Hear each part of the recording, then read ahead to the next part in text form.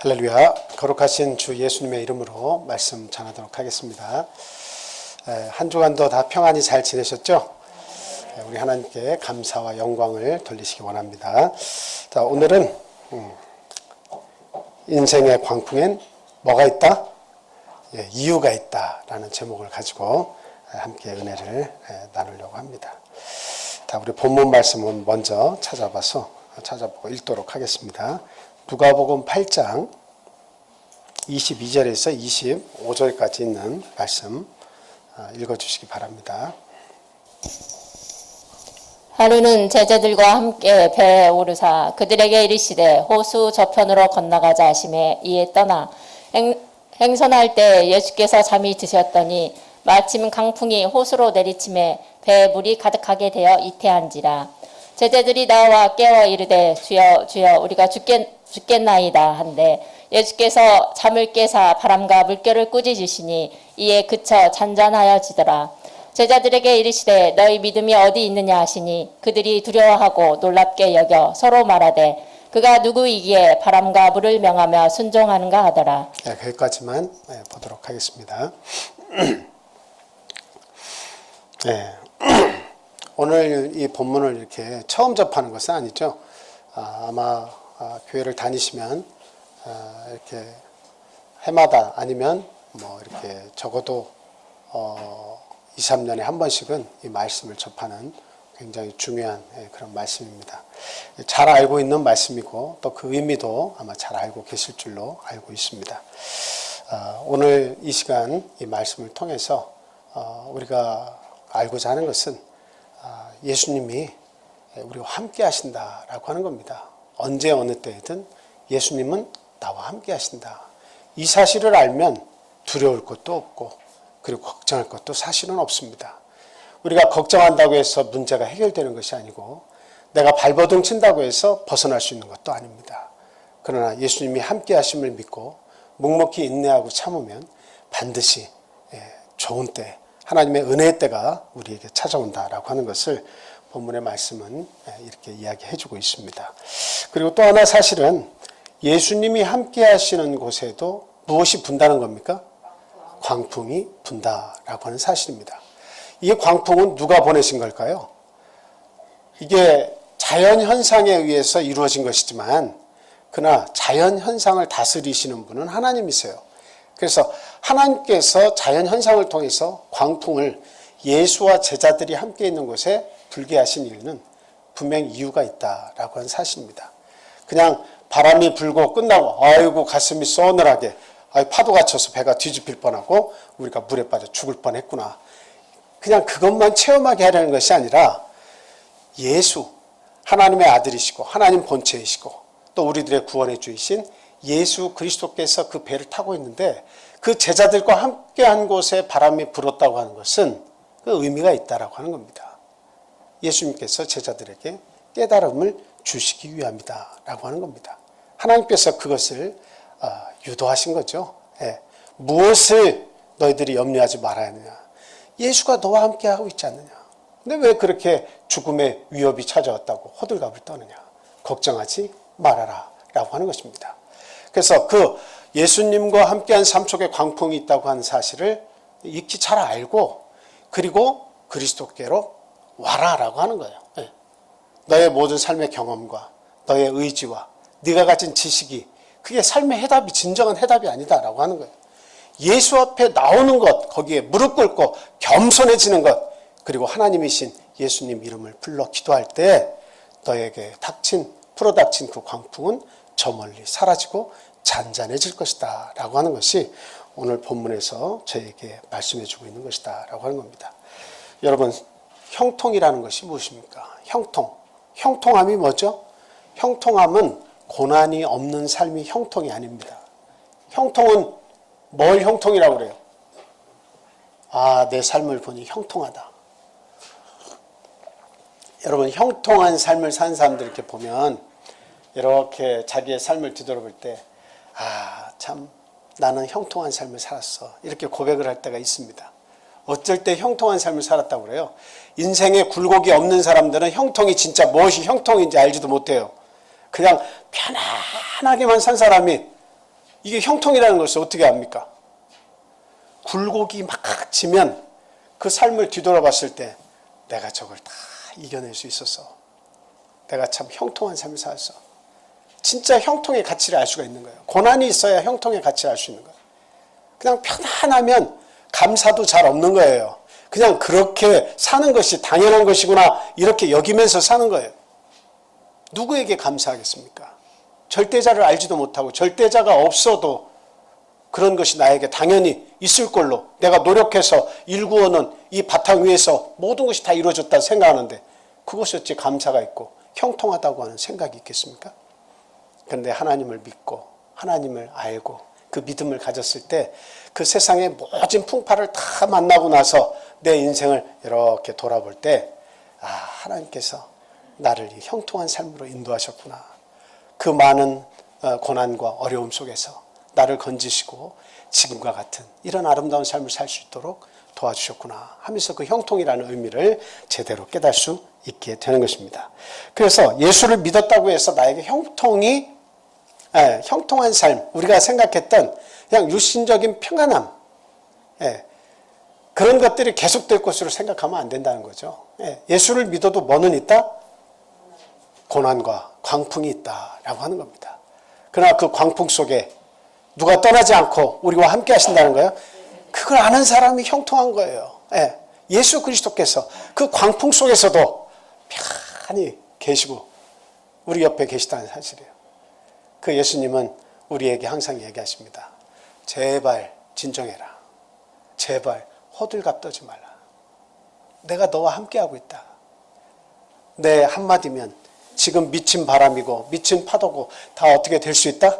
잔잔해질 수 있다라고 하는 겁니다. 오늘 저와 여러분들이 하나님의 말씀을 같이 들으면서 우리가 깨달아야 하는 것은 무엇이냐면 예수님이 내 삶 속에서 함께 계시면서 내가 하나님을 찾고 기도할 때마다 예수님은 우리를 위해서 호들갑 떨지 말라 이야기하시면서 이 인생을 향해서 뭐라고 말씀하신다고요? 주님께 찾아와서 주님 살려주십시오라고 얘기할 때 그 미친 바람이 부는 그 광풍 속에서 주님 제발 우리가 죽게 되었으니 살려주십시오라고 할 때 예수님이 뭐라고 하신다고요? 잔잔하라 이렇게 말씀하신다는 겁니다. 잔잔하라. 파도요? 잔잔하라. 미친 바람, 광풍이요? 잔잔하라. 이렇게 말씀하신다는 거예요. 우리의 믿음은 뭐예요? 그 음성을 들을 수 있어야 된다라고 하는 것. 이게 믿음이에요. 예수님의 음성이 오늘날 막 음성이 진짜 그런 우리의 육성처럼 나타나가지고 잔잔하라 라라라 이렇게 나타나요? 안 나타나요? 그렇게 안 나타나요. 그런데 이 설교 한 편의 말씀을 우리가 집중해서 잘 들으면 우리의 영혼 속에 울려 퍼지는 예수 그리스도의 음성이 있다는 겁니다. 네가 저렇게 울며 고통스럽고 한탄해하고 네가 저렇게 마음 아파하지만 나에게 귀를 기울여라. 내 음성에 귀를 기울여라. 이 말씀 속에서 하나님께서 우리에게 주는 메시지를 잘 찾아 들으면 그 음성이 내 속을 파고드는 것을 알 수가 있습니다. 내 모든 삶의 역경과 고난을 향해서 우리 주님이 무엇을 주시고자 하는지 그 음성이 들려온다라고 하는 사실이에요. 잔잔하라 라고 하는 겁니다. 네 주변에 부는 모든 역경들아 잔잔하라 이렇게 말씀하시는 거예요. 우리를 사랑하시기 때문에 우리 주님이 주시는 음성인 것입니다. 지금 광풍이라고 하는 것은 이 갈릴리 호수의 중간중간에 불어닥칩니다. 이 갈릴리 호수에서 65km 정도 이렇게 위로 올라가면 헐몬산이라고 하는 것이 있어요. 굉장히 높은 산입니다. 약 2,800m 정도 되는데 거기에서 이게 찬바람이 항상 이렇게 눈이 덮인 산이기 때문에 찬바람이 항상 밑으로 이렇게 불어내려요. 그러면 갈릴리 이 주변에는 아주 덥고 습한 바람이 공기가 있어요. 그래서 항상 어쩔 때 강풍이 바람이 막 붑니까? 찬바람과 이 따뜻한 바람이 만나면 광풍이 막 섞여가지고 이렇게 부는 거예요. 그래서 이 갈릴리 바다, 이 갈릴리 호수에는 이렇게 종종 아주 그냥 급하고 강한 바람이 막 불어 닥칩니다. 그리고 이 갈릴리 호수 바다라고 하는 이 큰 호수 옆에는 오른쪽 동쪽으로 골란고원이 있어요. 골란고원이 있습니다. 이 골란고원에서도 바람이 항상 이렇게 가끔가다 큰 바람들이 불어와요. 그러면 이 바다에 물이 들썩들썩 하는 거예요. 저희들이 이제 목사님들이 성지순례를 하면서 이 갈릴리 바다의 바로 옆에다가 이렇게 숙소를 얻어가지고 갈릴리 바다에서 물에서 이렇게 조금 한 20-30분 물에 들어가서 좀 논 적이 있어요. 근데 들어가서 수영을 못 하겠어. 왜 그러냐? 바람이 부니까 파도가, 여러분 호수에서 파도가 그렇게, 저는 칠 줄을 몰랐는데 파도가 바다처럼 쳐요. 그러니까 이제 거기를 갈릴리 바다라고도 그렇게 얘기하는데 파도가 굉장히 높게 쳐요. 잘못하면 수영하다 죽겠다. 깊이 들어가지도 못하고 이제 몸만 담갔다가 이제 여기가 갈릴리 바다구나 하고서 이제 들어갔다 이렇게 나왔습니다만, 굉장히 위험한 그런 바람이 분다라고 하는 사실입니다. 자, 이것이 이게 그 갈릴리 바다에 불었던 광풍입니다. 미친 바람이에요. 이게 잘못 만나면 배가 뒤집히기도 하고, 이게 빠지면 이 갈릴리 바다 한 가운데에서 이제 빠지면 뭐 수영을 아주 잘한다 할지라도 이게 무트로 나오는 것이 쉽지 않죠. 그래서 죽을 수도 있습니다. 예수님께서 이 제자들과 함께 배에서 딱 타고 계시는데 배 뒤편에서 예수님은 어떻게 하고 계세요? 곤히 주무시고 계셨다라고 하는 겁니다. 곤히 주무시고 계세요. 그런데 제자들이 이게 보니까 예수님께서 주무시고 있을 상황이 아니라는 거죠. 이러다가 배가 뒤집히면 주님이 수영한 것도 모르고, 우리들은 바다에서 이렇게 뼈가 굵은 사람들이지만 이거 우리들도 위험해서 죽겠는데 예수님이 이렇게 주무시기만 한다면 이건 방법이 없다. 예수님께서 어떻게 해주셔야지. 그래서 예수님께로 급히 찾아가가지고 뭐라고 얘기합니까? 우리가 지금 죽게 되었습니다. 예수님, 제발 좀 살려주십시오. 어떻게 해야 됩니까? 하고 예수님을 깨웠습니다. 그러니까 성경에는 뭐라고 되어 있어요? 예수님이 호들갑 떨지 말라고 되어 있어요? 그런 말씀은 없지요.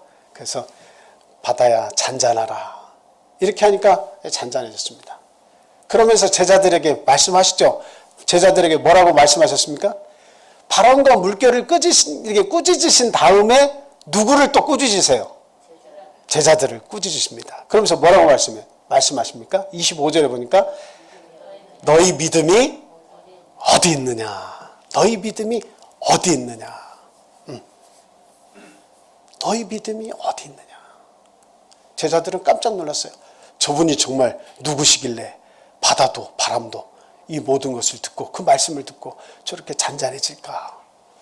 어떻게 저렇게 바람과 바다는 생명이 없는 줄 알았는데, 아니 예수님의 말씀을 듣고 어떻게 그런 것들이 생명체처럼 그렇게 순종을 할 수가 있지? 하고 깜짝 놀랐다라고 하는 사실입니다. 하나님의 말씀에는 권능이 있습니다. 우리 예수 그리스도는 하나님이십니다. 우리는 그분을 믿는 거예요. 그분이 우리의 삶 속에서 우리에게 주시고자 하는 것은 가짜 평안이 아니라 진짜 평안입니다. 그 예수 그리스도의 말씀, 또 예수 그리스도를 우리가 믿고 있을 때 우리에게 주시는 모든 광풍쯤은 언제든지 잔잔해질 수 있다는 사실을 우리는 믿고 예수님의 말씀에 귀를 기울여야 돼요.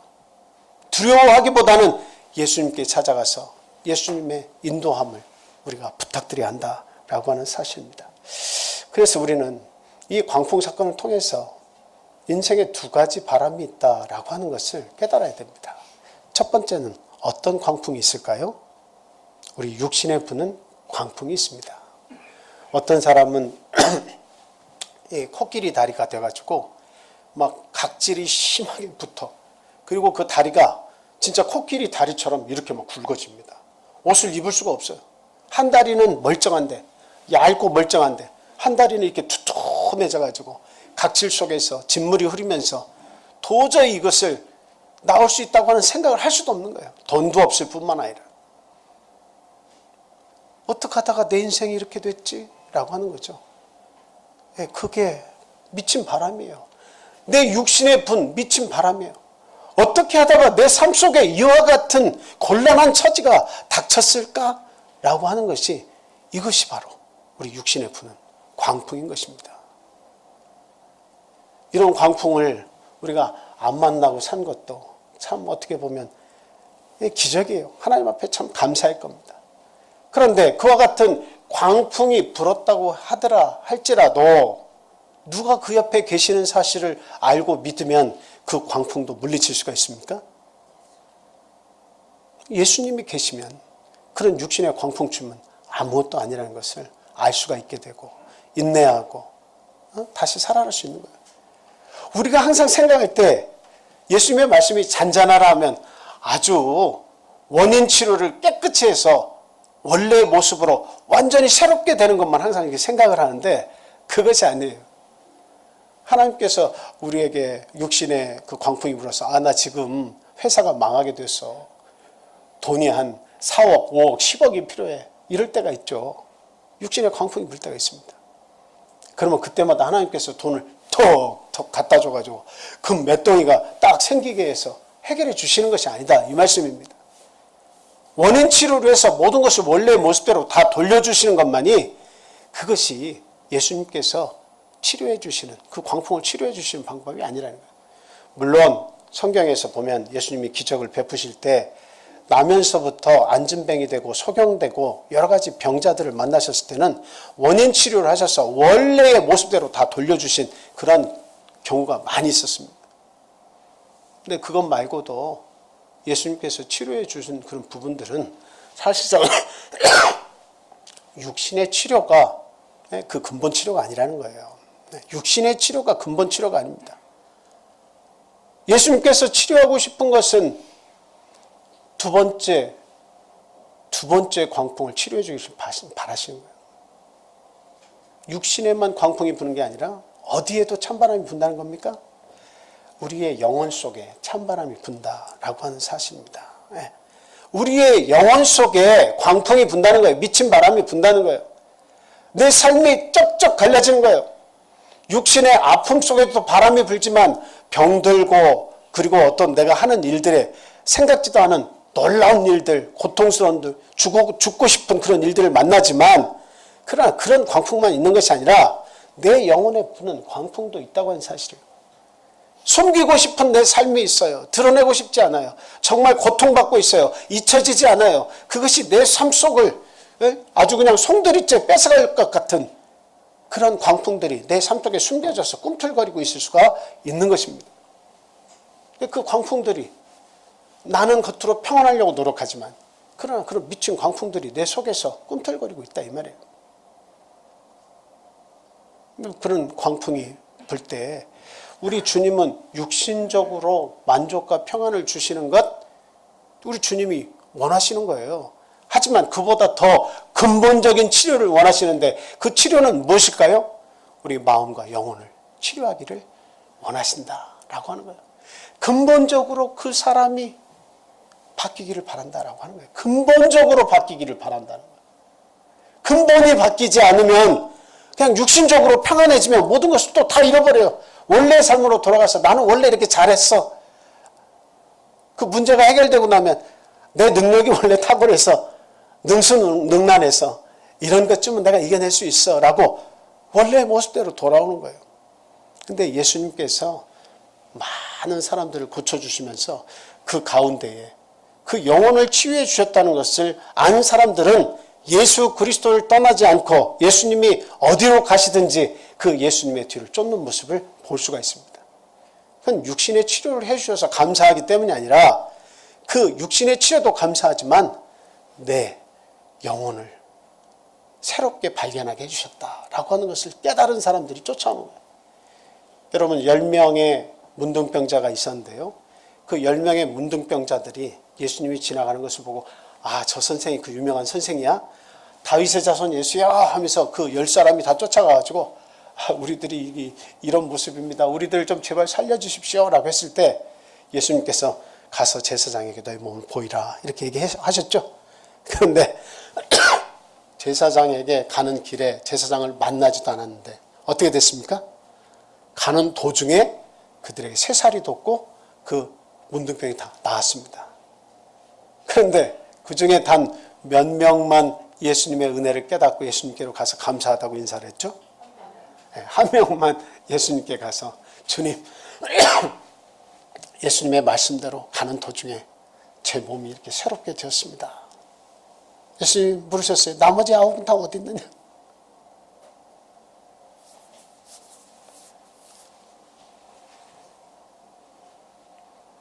중요한 것은 육적인 것을 새롭게 함을 입었다고 해서 그게 진정한 예수님이 원하시는 잔잔함이 아니라는 거예요. 진짜 잔잔함은 뭡니까? 마음의 평안입니다. 진정한 마음의 평안, 영혼의 평안을 예수님께서 원하시고 있다라고 하는 거예요. 그것을 우리가 깨달아야겠다라고 하는 겁니다. 그래서 육신에 불어오는 이런 광풍이라고 하는 것을 쉽게 이야기한다면 모자람이라고 말할 수 있어요. 내가 생각하는 것에 차고 넘치면 광풍이 아닌데 항상 바닥이고 모자라. 그게 광풍입니다. 저희 어머님하고 이제 아버님은 이제 항상 일하러 이렇게 시골에서 목회를 하고 계셨는데 어머니하고 저하고 있으면 다른 형님 누나들은 잘 모르겠어요. 근데 막내인 저는 항상 어머니 곁에서 붙어 있다 보니까 그 요셉처럼 어머니의 마음을 이해를 참 많이 했다고 저는 나름대로 생각을 해요. 항상 저보고 쌀을 퍼오라고 할 때 쌀 뒤지에 쌀이 이렇게 바닥이 이렇게 드러나면 그 바닥을 긁는 소리가 이렇게 나잖아요. 그러면 어머니가 이렇게 와서 쌀이 없냐 그러면서 이렇게 보시면서 한숨을 쉬실 때가 있어요. 쌀 뒤지에 쌀이 없으면 저희들은 다른 거 먹으면 되지.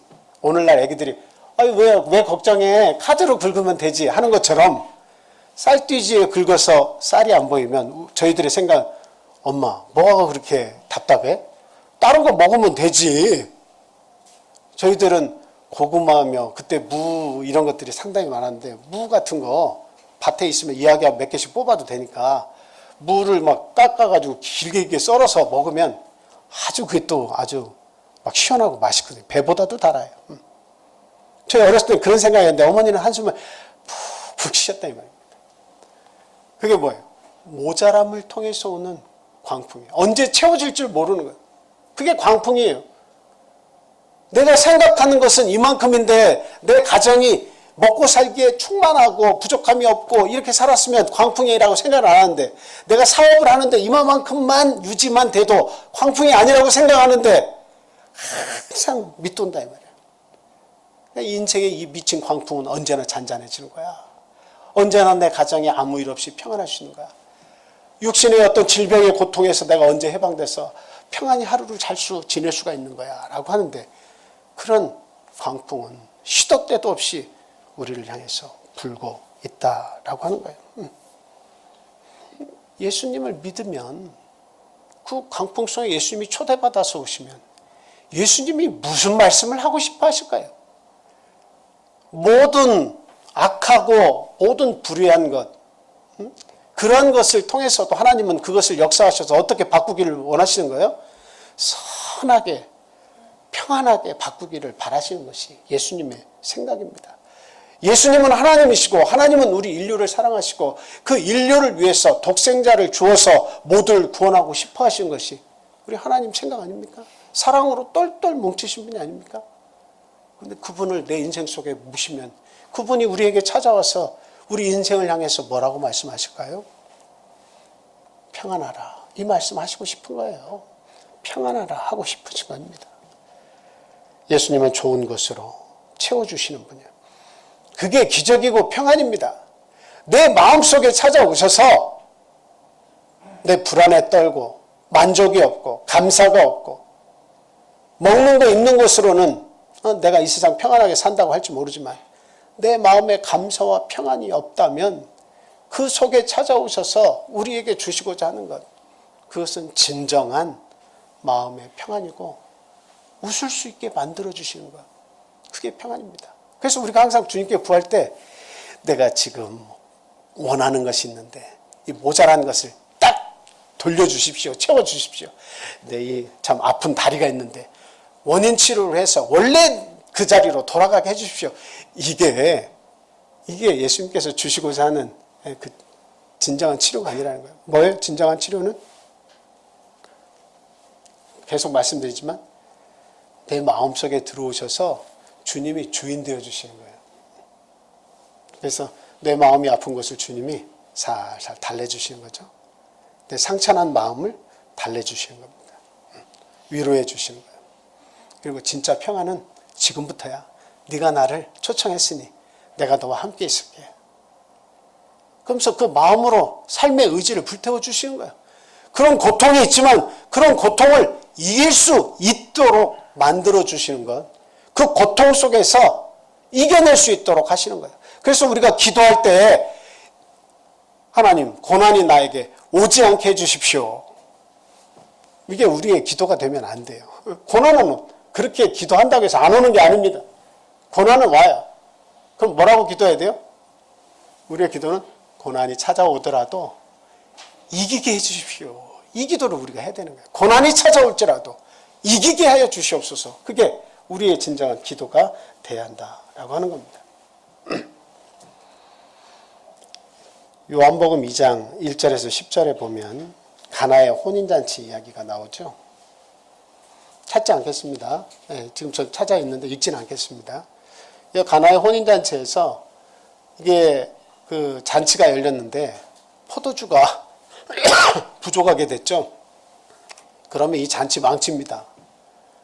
이스라엘 나라에서 가장 중요한 것은 이 포도주는 기쁨의 상징이고 풍부함의 상징이고 그리고 모든 잔치 때마다 아주 이 포도주는 아주 준비를 제대로 하고 풍부하게 준비해야 잔치가 성공할 수가 있는 거예요. 혼인잔치예요. 혼인잔치.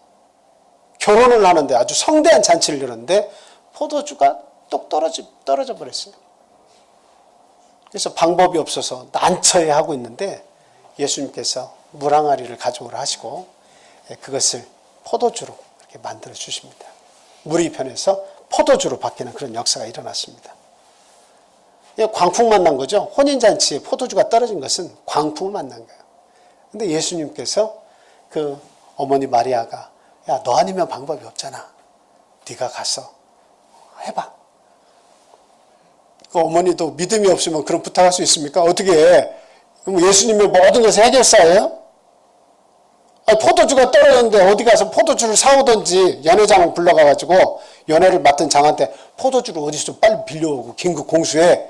이렇게 하면 될 것을 마리아는 예수님을 아들 예수를 막 밀어붙이면서 네가 가서 빨리 해결 좀 해라 이렇게 얘기한 거예요. 지금 큰일 났다. 예수님이 어떤 분이라는 걸 알고 있는 거예요. 하나님의 아들로서 성령으로 잉태돼서 내가 남자를 알지 못할 때 성령으로 잉태돼서 하나님의 아들이 내 몸을 빌려서 오셨다는 사실을 너무도 잘 알고 있기 때문에 그분은 하나님이시며 그분은 이러한 광풍의 상황에서 잔잔하게 하실 수 있는 자이심을 마리아는 믿었다라고 하는 거예요. 그러면서 아들을 이렇게 밀면서 아들이 이걸 해결해 주세요. 예수님 아직은 때가 아니지만 어머니의 청을 물리칠 수가 없었습니다. 그래서 물을 준비하라고 얘기하고 그것을 포도주로 바꿔 주셨습니다. 이게 기적이죠. 예수님이 함께 하신 곳에는 늘상 일어나는 것이 기적입니다. 우리가 예수님을 내 마음에 모셨을 때 나의 불안하던 그 파도치던 마음이 예수님께 의지하고 잠깐이라도 기도했을 때 그 마음이 가라앉으며 그래 예수님이 나에게 살 수 있는 길을 마련해 주실 거야 하고 기다리면 그게 기적입니다. 내 마음이 새로워지는 거 이게 기적입니다. 예수님을 우리는 그렇게 믿어야 되겠다라고 하는 겁니다. 출애굽기 15장 22절에서 26절 보면 우리가 무엇을 마실까 광풍이 불었습니다. 여러분 사막에서 광풍이 뭐겠습니까? 여러분 사막을 우리는 직접적으로 경험을 안 해봐서 잘 모르실 겁니다. 근데 제가 군에 가서 군에 가가지고 행군이라고 하는 걸 하는데 40km 정도 행군을 하면요 어떤 현상이 벌어지냐면 중간에 계속 햇빛 속에서 걸어가면 목이 말라서 물을 다 마셔요. 다 마셔. 물이 다 사라져. 그런데 이제 중간에 다 도착하기 한 10km 정도 남았을 때 물을 가지고 있는 친구들이 있습니다. 그러면 그 물값은 굉장히 가치가 올라가요. 그러면서 이야기합니다. 야, 내가 돌아가지고 소세지 내가 만두 쏠게. 그 물 한 모금만 마시자. 돌아가면 물이 흔적만장한데도 그냥 그 햇빛 속에서 행군을 하면서 목이 마를 때 그 수통에 물을 남겨둔 자의 그 물 한 모금 자기 이렇게 마실 때마다 옆에서 지켜보고 있으면 그 한 모금의 물은 만두 한두 봉지가 문제가 아닙니다. 가치가 막 올라가요. 그래가지고 막 뭘 사주겠다고 하면서 돌아가면서 한 모금씩 막 이렇게 다 이렇게 마셔요. 소세지 해줄게, 만두 해줄게, 과자 사줄게, 라면. 근데 광야에서 온도가 저희도 경험을 해왔습니다만 섭씨 50도에서 60도까지 올라가요. 한 10분밖에 저희들 체험을 안 했는데 이렇게 가방을 이렇게 매는 가방을 이렇게 맸더니 이 차에 들어와서 이 가방을 이렇게 벗었는데 여기 소금기가 이렇게 소금기가 땀이 증발해가지고 이 옷 같은데 소금기가 허옇게 이렇게 선의로 이렇게 드러나 있는 거예요. 그 정도로 어때요? 그 정도로 뜨거운 곳이에요. 어떤 분 그냥 목사님 중에 한 분은 그냥 이게 그 일사병 햇빛을 쏘여가지고 모자도 했는데도 쓰러져가지고 이렇게 얻고 들어올 정도로 그렇게 강한 햇빛이 있는 곳이에요. 그곳에서 물이 없다고 하는 것은 광풍입니다. 그래서 다 죽어갔어요. 우리는 죽겠구나 이렇게 생각했습니다. 그래서 모세를 원망했습니다. 근데 모세가 바위를 쳐서 샘물을 만들고 하나님이 주시는 물을 그들에게 공급을 했습니다. 그게 뭐예요? 잔잔함이죠. 평안입니다. 기적이에요. 기적. 하나님은 광풍을 통해서 기적을 우리에게 전달해 주신다라고 하는 거예요. 그래서 우리에게 삶 속에 광풍이 분다고 하는 것은 곧 뭐가 우리에게 온다는 이야기입니까? 하나님께서 찾아오시는 것이고 하나님께서 우리에게 기적을 주신다는 거예요. 그 기적은 딴 게 아니라 마음의 평안이다라고 하는 거예요. 마음이 평안하면 길이 보이는 겁니다. 불안해하면 이 길이 있어도 안 보여. 그냥 광풍만 쳐다보면 아이고 이제 우리 죽게 되었네. 나 죽게 되었네. 나 죽게 되었네. 이 말밖에 안 합니다. 안 보이는 거예요. 마음의 평안을 주시면 살 길이 보이는 거예요. 호랑이 굴에 들어가도 뭐만 차리면 정신만 차리면 길이 보이는 거예요.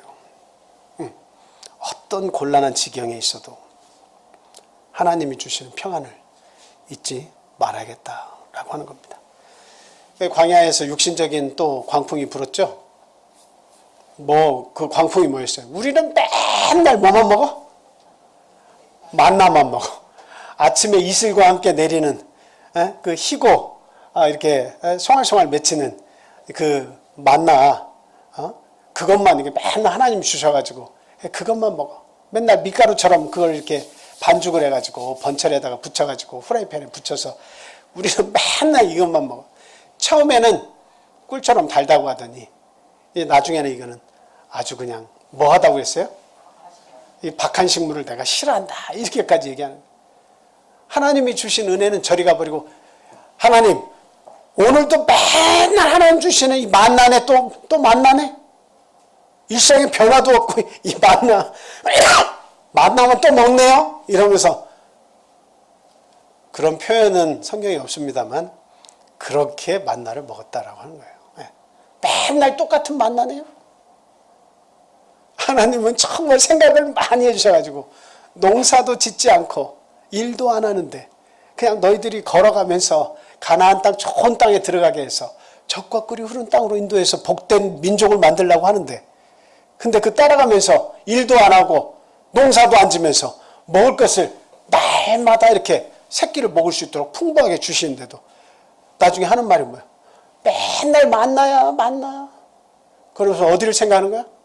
애굽에서는 우리가 노예로 살았지만 거기서 고기도 먹고 파도 먹고 부추도 먹고 마늘도 먹고 외도 먹고 아주 강장식물들, 강장 음식들 우리 몸을 건강해지게 하는 많은 음식들을 우리가 다 먹었는데 왜 이 광야로 인도해서 우리들을 이렇게 척박한 삶 속에 처박아 놓고 왜 좋은 음식도 주시지 않는 겁니까? 라고 불만을 토로했어요.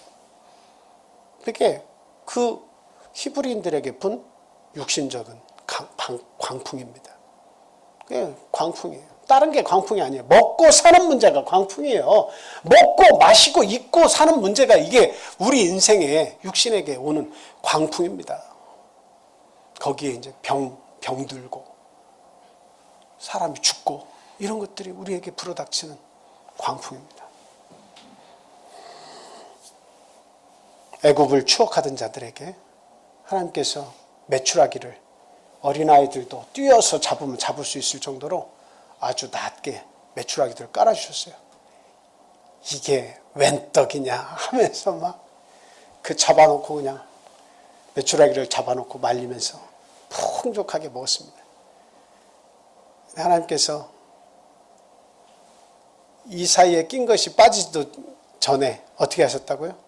그들이 막 좋아서 춤추고 하나님께서 그들을 치셨어요. 깨달음이 없는 자들, 육신의 만족만을 위해서 살아간 자들, 진정한 깨달음이 없는 자들, 마음이 새롭게 되지 않는 자들, 아무리 하나님께서 40년간 함께 하셔도 그 광야 속에서 하나님께서 사랑하시면서 그들을 도우시고 인도하시고 외적의 침입으로부터 그 생명을 보호해 주셨는데도 불구하고 마음에 진정한 깨달음이 없는 자들, 예수님이 이건 아니다. 나는 돌들을 통해서도 그들을 사람으로 만들어서 그들을 나의 백성으로 만들 수 있는 그런 하나님이에요. 다 모두 나머지 없이 다 쓸어버리려고 하셨어요. 근데 모세가 이야기합니다. 하나님, 당신이 지금 우리를 애굽에서 노예된 백성에서 끄집어내서 가나안 땅에 들여서 우리를 복된 민족, 복된 나라를 만들어 주시려고 그렇게 하시는데 많은 사람들이 여기서 다 죽으면 주변에 있는 많은 나라와 백성들이 하나님을 뭐라 하겠습니까? 하나님, 내 인생 생명책에서 내 이름을 지워주십시오. 그러면서 그렇지 않으시면 용서해 주시고 우리들의 살 수 있도록 해 주십시오라고 간곡히 하나님께 기도했습니다. 그랬더니 하나님께서 모세의 이야기를 듣고 마음을 돌이키셨어요. 그래, 또 한 번 너희들을 믿어보자. 그렇게 하신 거죠. 내가 생각하는 삶의 질이 모자라고 떨어지면 광풍이 부는 것입니다. 내 주변에 사는 사람들이 나보다 더 질 높은 삶을 살게 되면 없던 광풍이 생겨서 나를 괴롭힙니다. 저 사람은 저런 능력이 있어서 저렇게 잘 먹고 잘 사는구나. 그게 상대적으로 나에게 박탈감, 허탈함을 줘가지고 광풍이 불기 시작하는 거예요. 나보다 더 어려운 가운데 있는 사람들을 보면 하나님이 나의 인생을 많이 사랑해 주셨구나. 깨달으면 광풍이 안 부는데, 그런데 주변에서 그냥 로또를 막 맞고 어디에서는 그냥 막 아주 막 기가 막힌 훌륭한 일들이 일어나가지고 그냥 좋은 일들이 막 일어나면 나만 거기서 쏙 빠져가지고 나만 외톨이가 된 것 같고 나는 내 인생이 왜 이 지경이야? 그 마음속에 광풍이 불기 시작하면 육신의 광풍이 곧 어떤 광풍이 돼서 나에게 몰아치는 거예요? 내 마음과 영혼의 광풍이 돼가지고 막 찬바람이 막 들어오는 거예요. 그러니까 먹고 마시고 있는 문제보다도 더 고통스러운 그런 광풍이 막 내 영혼을 찾아서 막 들어오는 거예요. 아주 막 얼어서 죽을 지경입니다. 아주 그냥 삶이 쩍쩍 갈라져요. 내 영혼이 바짝바짝 입이 말라요. 고통스럽습니다. 이런 일들이 우리에게도 찾아올 수 있다는 거죠. 그래서 예수님과 함께 갈릴리에 분 이 광풍이 사실은 우리가 생각해야 되는 것은 진정한 인생의 광풍이 뭐냐? 그것을 예수님이 말씀해 주시는 거예요. 그것을 책임져 주시고 다스리시는 분이 예수 그리스도시다라고 하는 거예요. 요한복음 3장 15절 한번 찾아서 보겠습니다. 요한복음 3장 15절 말씀.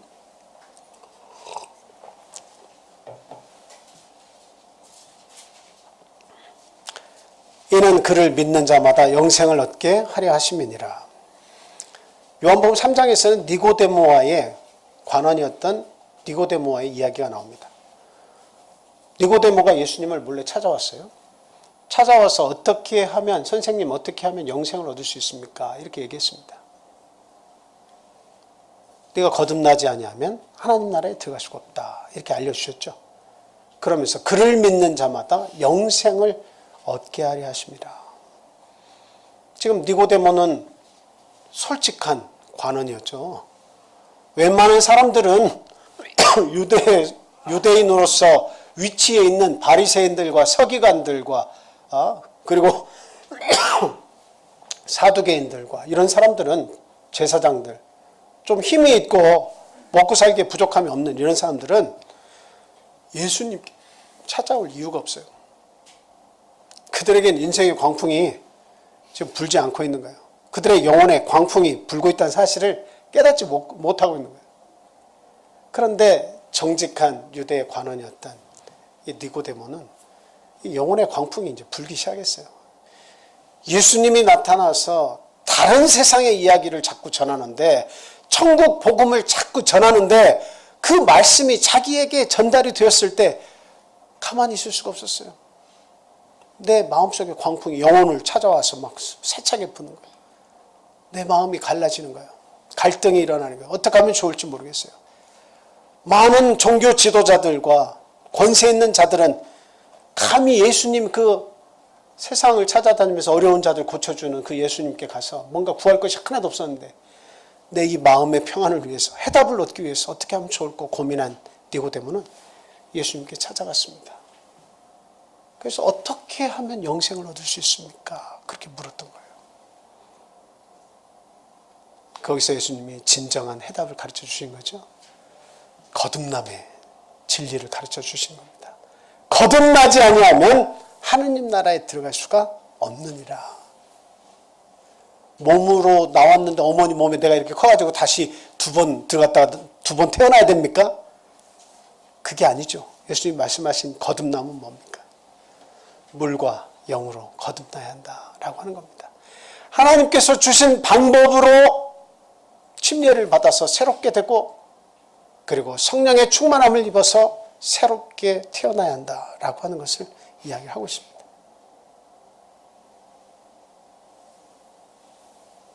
저희들이 이제 좀 생각하면서 조금 이렇게 좀 걱정이 되면서도 이게 참 의문이 드는 물음표를 이렇게 찍는 것이 하나가 있어요. 뭐냐? 물로서 거듭나는 것은 참 우리에게 아주 신선한 충격을 줍니다. 침례를 받고 올라오면 이 하나의 의식이지만 이것을 통해서 이제 내가 이 교회 등록 교인이 되고 이제 하나님을 진짜로 믿기 시작한 정식 교인이 되었구나, 이런 생각을 주기엔 충분합니다. 근데 이제 성령까지 받았어요. 성령은 하나님의 영이에요. 근데 내가 그 영을 모시고 거듭나서 새롭게 사는 거예요. 근데 그 성령이 내 속에 있음에도 불구하고 온갖 불의와 온갖 더러움과 온갖 원망과 시비와 불만이 아직도 내 곁을 떠나지 않고 있는 거예요. 성령이 나와 함께 하신대도. 그거 왜 그런 거예요? 물과 성령으로 거듭나지 않으면 하나님 나라에 들어갈 수 없다. 우리는 하나님 나라에 들어갈 수 있는 자격을 다 갖췄어요. 그럼에도 불구하고 새롭게 되지 못하는 경우가 많이 있어요. 아직도 죄 속에서 고통하고 아직도 해결이 되지 않은 미적거리는 뭔가가 있는 것처럼 아직 뭔가 의심적인 것들이 내 삶 속에 많이 자리 잡고 있어서, 뭐야? 교회 다니고 있는데, 하나님 믿고 있는데 물과 성령으로 거듭나면 다 끝난 줄 알았더니 뭐야 도대체? 아직도 해결의 문제들이 이렇게 많은 거야? 예수를 믿는데 뭐가 이렇게 복잡한 거야? 이런 문제들이 막 오는 거예요. 그럼 왜 그런가요? 너희들이 나를 주여 주여 하면서 따라다니긴 하지만 너희들이 마음에서 내게서 멀도다라고 하는 거예요. 너희들이 나에게서 멀리 떨어져 있다. 주여 주여도 하지만 왜 이렇게 너희 마음은 나에게서 머냐? 이 성경은 나에 대해서 가르쳐주고 깨달음을 주려고 하는 건데 너희들이 그 성경은 상고하지만 네 마음은 나에게서 멀어서 내게 오는 것을 원하지 아니하는도다. 하나님께로 오라고 하면 오는 것은 싫어. 성경 읽으라고 하면 그 이야기는 하나님의 이야기인 것은 우리가 인식을 하고 그런 거지 알지, 구원을 받아야지 하지만 결국은 뭐를 안 하는 거야? 그 마음에, 하나님을 사랑하는 마음이 부족하다는 거예요. 오기를 원하지 않는 거예요. 그러니까 그 인생에 물과 성령으로 거듭났다 할지라도 찬바람이 쌩쌩 불 때가 많이 있습니다. 결국 주님께로 와야 됩니다. 요한복음 4장에서 13절, 19절 보면 사마리아 여인 이야기가 나오죠. 5번 남자 이렇게 같이 살았어요. 어떤 이유로 헤어졌다가 또 만나고 살았는지 모르겠지만 하여튼 5번의 남자를 만났습니다. 그 다음번에 또 한 남자하고 살고 있습니다. 근데 이 여인에게 분 광풍은 뭐였어요? 저녁 오후 6시가 돼서 남들 다 밥해 먹고 있을 때 그 고요한 시각에 나와가지고 물을 이렇게 길어서 집으로 돌아가야 하는 그 여인의 심정을 한번 생각해 보세요. 예수님께서 이야기합니다. 나에게 물을 달라. 아우, 우리 사마리아 여인들은 개 취급받는데 나와 같은 이에게 어떻게 물을 달라 하십니까? 네가 만약 내가 누구인지 알았더라면 오히려 네가 나에게 물을 달라 구했을 것이다. 나에게서는 생수의 강이 흘러난다. 그 여인은 깨달았죠. 예수님은 너에게 남편이 있느냐? 나에게 데리고 와라. 너에게 남편이 있느냐 물어보니까 5명이 있었지만 지금 산 사람도 내 남편이 아닙니다. 이렇게 얘기하고 있죠. 맞다. 예수님이 정확하게 깨닫고 계셨어요. 맞다. 그 여인의 마음을 너무도 잘 알고 계셨어요. 그 마음이 갈라지고 비틀어지고 꼬여있고 그 인생이 육신적으로나 영혼적으로나 제대로 성한 것이 없다고 하는 것을 예수님이 너무도 잘 알고 계셨어요.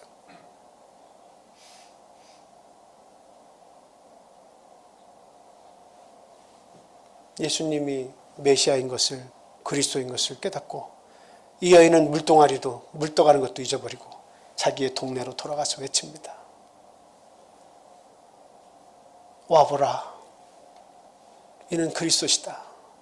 내 마음에 참된 평안과 나를 새롭게 하시는 주가 지금 우리 동네에 오셨다. 라고 하면서 그 동네를 뛰어다니면서 예수 그리스도가 오셨다는 것을 전했습니다. 예수님을 만난 것 자체가 뭐라고요? 기적입니다. 우리는 예수님을 만난 것에 대해서 아무렇지도 않게 생각을 해요. 내 인생에 이 잠깐 살다가 지나가서 예수님을 안 만나고 지나갈 수 있는 확률은 너무도 커. 근데 그 인생에서 누군가를 통해서 예수님을 접하게 될 수 있었다고 하는 것은 이건 기적이에요, 기적. 나중에 제가 지금 드릴 수 있는 말씀은 아이고 다 세상 떠나보세요. 예수 믿은 것이 이게 얼마나 큰 말할 수 없는 기적인지는 세상을 떠나보시면 압니다. 이거밖에 제가 말씀을 못 드리겠어요. 우리는 믿음을 통해서 지금도 기적이라는 것을 알고 있지만 아직도 믿음에 눈을 뜨지 못한 분이 계시다면 죽어보면 압니다. 이 세상을 떠나보면 예수를 알고 죽은 것과 모르고 죽은 것의 차이가 어떤 것인지 죽음이 가까울수록 그것을 깨달을 수가 있는 거예요.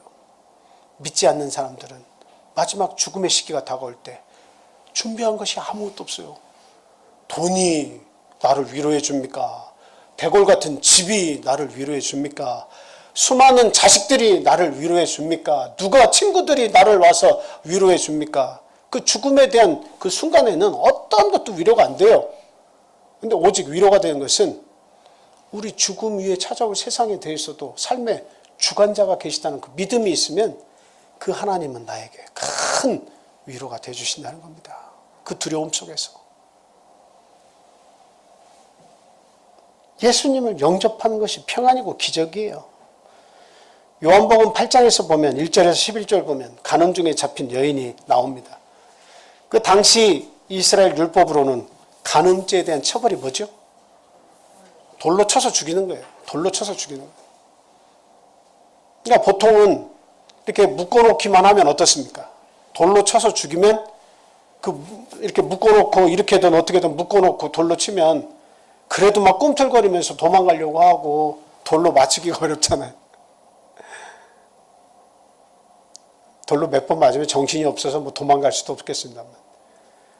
근데 어떤 이란의 한 영화를 보니까 간음 중에 잡힌 여인을 돌로 쳐서 죽이는데 그 아들이 먼저 돌로 치게 만듭니다.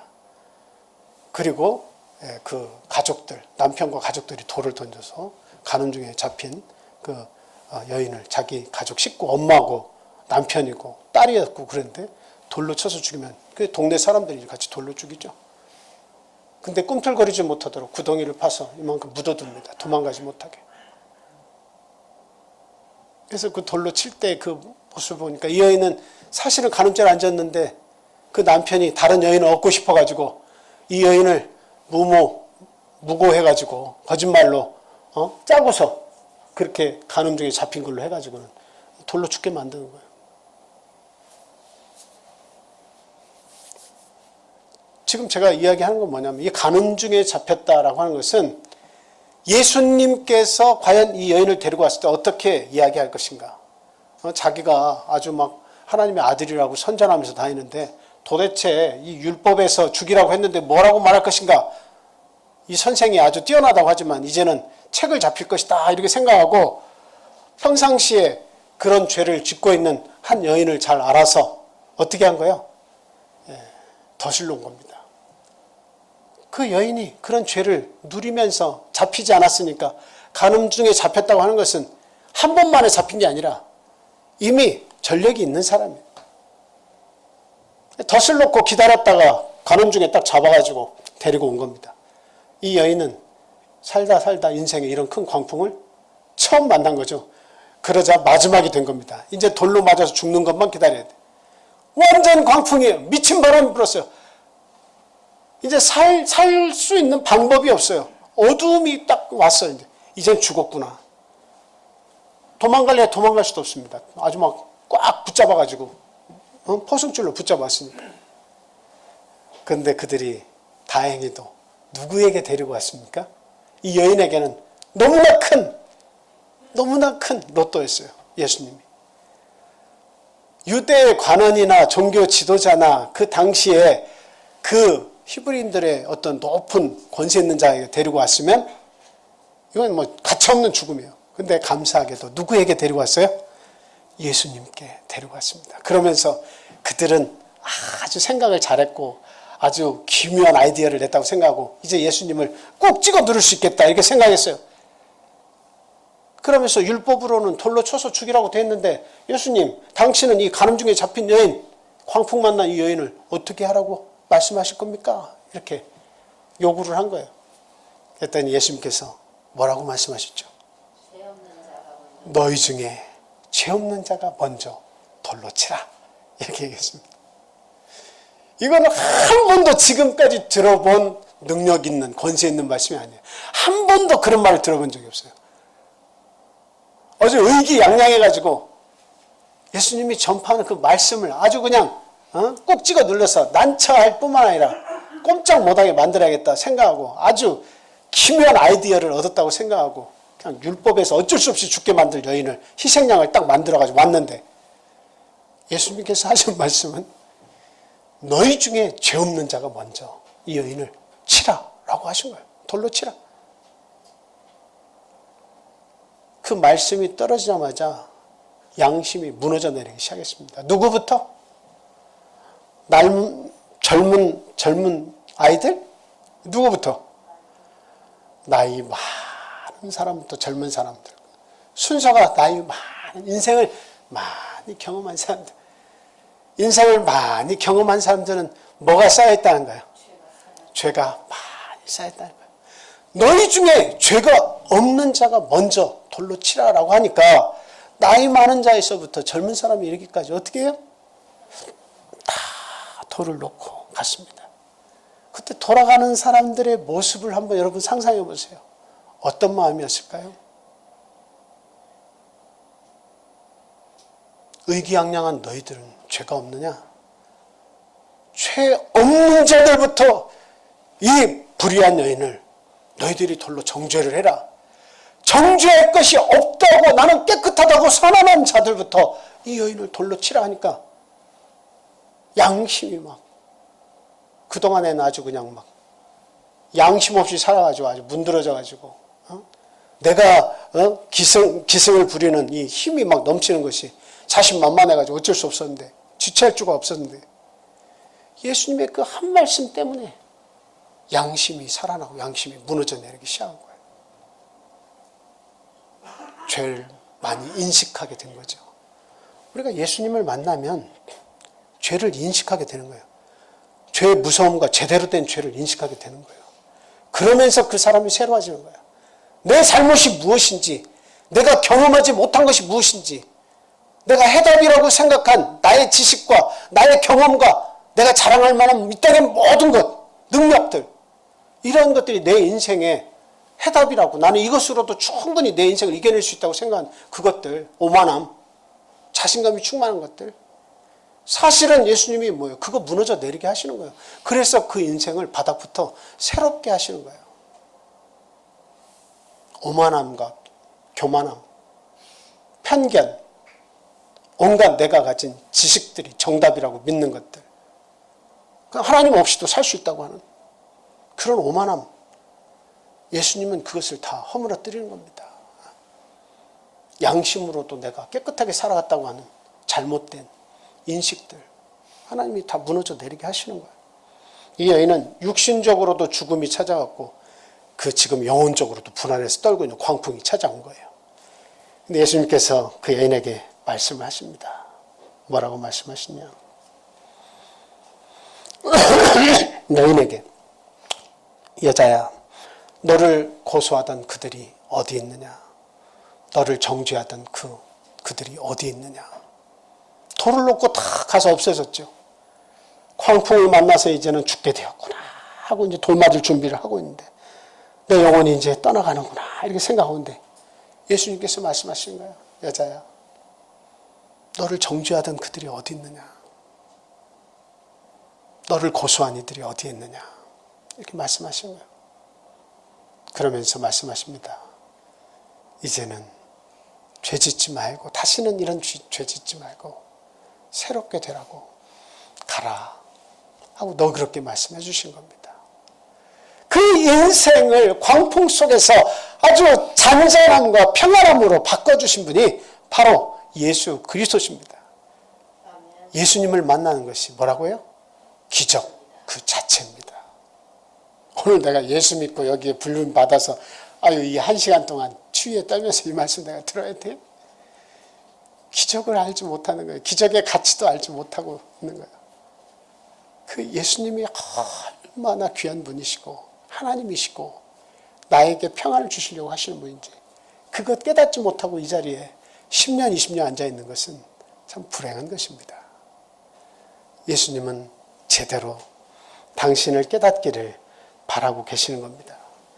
죄에서 자유함을 주시려고 하는 것이 우리 주님의 생각이시고 육신적으로나 영혼적으로나 참 평안을 우리에게 허락하셔서 살벌한 이 세상 속에서 참 평안이 무엇인지 알고 살게 하시려고 하는 것이 예수님이 이 땅에 오신 목적이고 십자가를 지신 목적이다라고 하는 겁니다. 네, 이것이 기적이라는 것을 우리가 알아야 돼요. 그래서 육신적인 영혼적인 이 광풍이 불었을 때 우리가 예수님 만나야 된다는 겁니다. 마지막 세 번째는 광풍을 주시는 이유인데 시간이 다 돼서 이 재미있는 하나님의 말씀은 다음 시간으로 연기하겠습니다. 기다리시고 이렇게 말씀 먹으러 와야겠다 이렇게 생각하시고 다음 주에도 조금 일찍 오셔서 하나님 말씀 먹기 전에 기도도 하시고 마음 준비하시고 찬송도 힘껏 불러서 은혜 속에서 하나님 말씀 또 들으시는 또 저와 여러분 되시기 바랍니다. 자, 오늘은 여기까지만 말씀 듣겠습니다. 예수님 만나는 것이 기적이고 그 예수님은 우리의 삶 속에서 나를 떠나지 않고 항상 함께 하신다. 믿으시는 여러분 되시길 바라요. 자, 잠깐 묵도하겠습니다.